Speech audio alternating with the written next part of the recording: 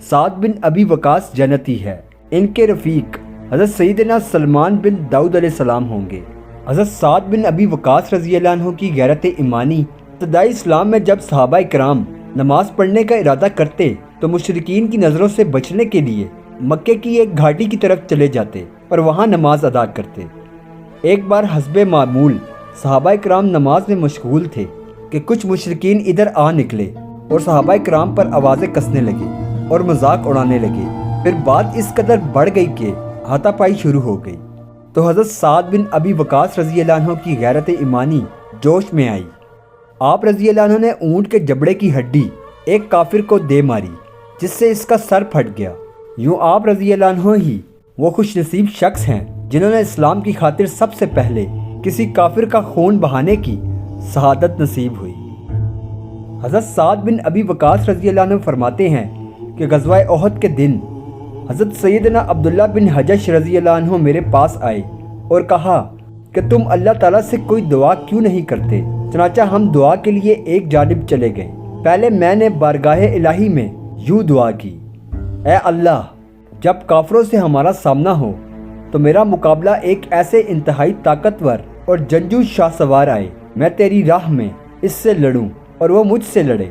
پھر تو مجھ پر غلبہ نصیب کرے حتیٰ کہ میں اسے قتل کر دوں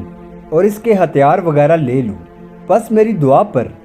حضرت عبداللہ بن حجف رضی اللہ عنہ نے آمین کہا اور پھر یوں بارگاہ الہی میں عرض گزیدہ ہوئے، اے اللہ، کل میرے مقابلے میں کافروں کا انتہائی بہادر اور طاقتور پہلوان آئے، میں اس سے لڑوں اور وہ مجھ سے لڑے حتیٰ کہ وہ مجھ پر قابو پا لے اور میرا ناک اور کان کاٹ ڈالے،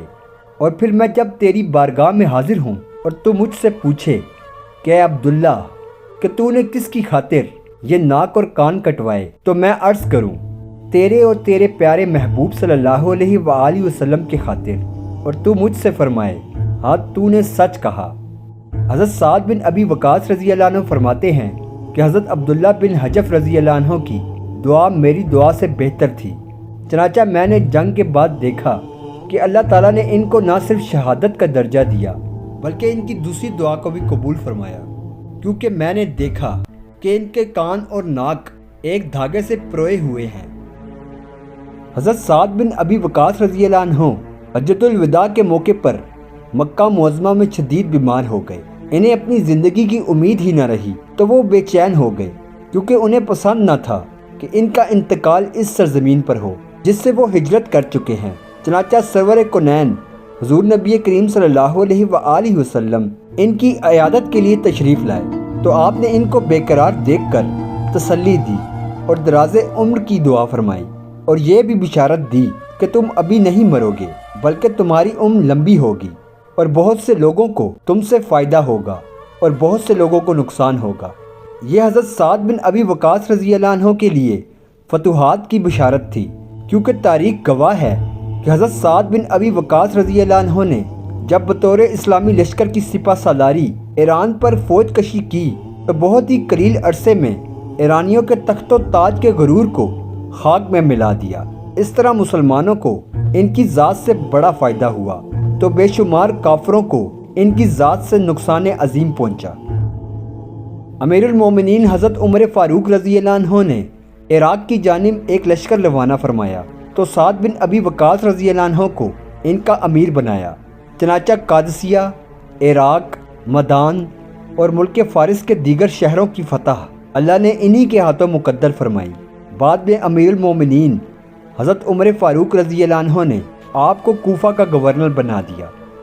حضرت سیدنا عمر فاروق رضی اللہ عنہ کے دور خلافت میں حضرت سعد بن ابی وقاص رضی اللہ عنہ کی سپہ سالاری میں جنگ قادسیہ میں لشکر اسلام نے شاندار کامیابی حاصل کی۔ قادسیہ کے عظیم الشان فتح کے بعد حضرت سیدنا سعد بن مالک رضی اللہ عنہ نے بیب المقام تک آتش پرستوں کا تعاقب کیا اور آس پاس کے سارے علاقے فتح کر لیے۔ ایران کا دارالخلافہ مدان،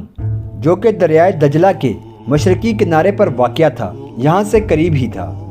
حضرت عمر فاروق رضی اللہ عنہ کی ہدایت پر حضرت سعد بن ابی وقاص رضی اللہ عنہ نے مدان کی طرف بڑھے۔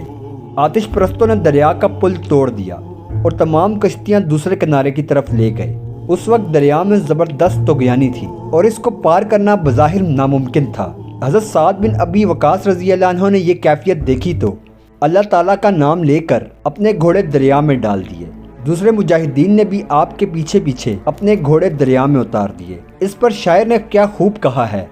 دشت تو دشت ہے دریا بھی نہ چھوڑے ہم نے، بحر ظلمات میں دوڑا دیے گھوڑے ہم نے۔